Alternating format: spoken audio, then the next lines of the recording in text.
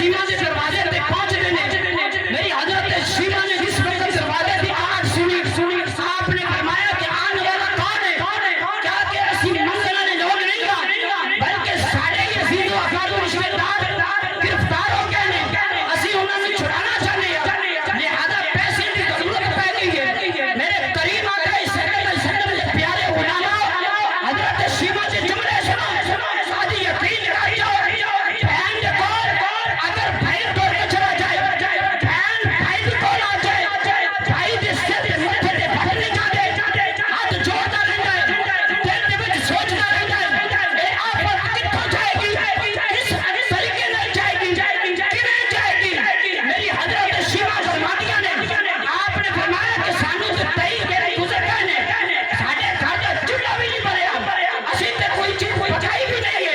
انہیں جملے بولے آپ نے فرمایا کہ گرفتار کتنے کی جائے قیدی کتنے کی جائے. حضرت شیما جی نے جملے بولے آنے والے شخص نے کہا کہ اگر کسی عام بندے نے کیتا ہوا اسی شاید چھڑا لیں گے لیکن کوئی عام شخصیت نہیں ہے.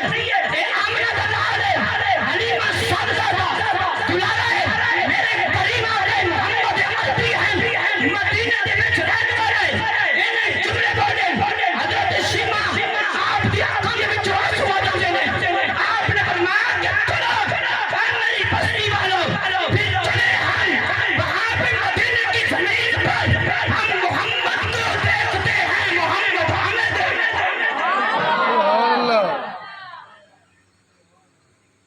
حضرت شیما نے جملے بولے ہاتھ جوڑ کے منگن والے نے آکھے انہیں کہ بہن چل. حضرت شیما اگے کے برقع لیا پردہ کیتا حیادار کی صورت دے وچ ہوئے میرے آقا دی سونی بہن تے حیادار نہ ہوئے کیسے ہو سکتا.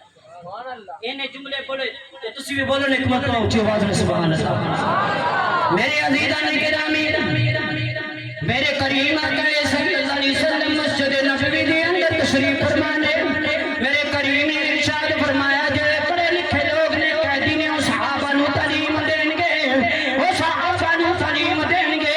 جس وقت صحابہ پڑھ جان گے وہ آزاد ہو جان گے. جنہ کول پیسے موجود نے اپنا معاوضہ جمع کروا لو وہ آزاد ہو جان گے. میرے عزیزان گرامی گل چلتی حضرت شیما تک گل پہنچ دی ہے. حضرت شیما کرسیاں نے آپ نے فرمایا کہ چلو پھر مدینے چلیے. میرے کریم آقا صلی اللہ علیہ وسلم اپنے کشائنات مبارک دے وچ موجود نے. میرے عزیزان گرامی اپنی بہنوں دا تصور اپنی اکھاں دے سامنے رکھے جے. اپنی بہنوں دی تصویر اپنی اکھاں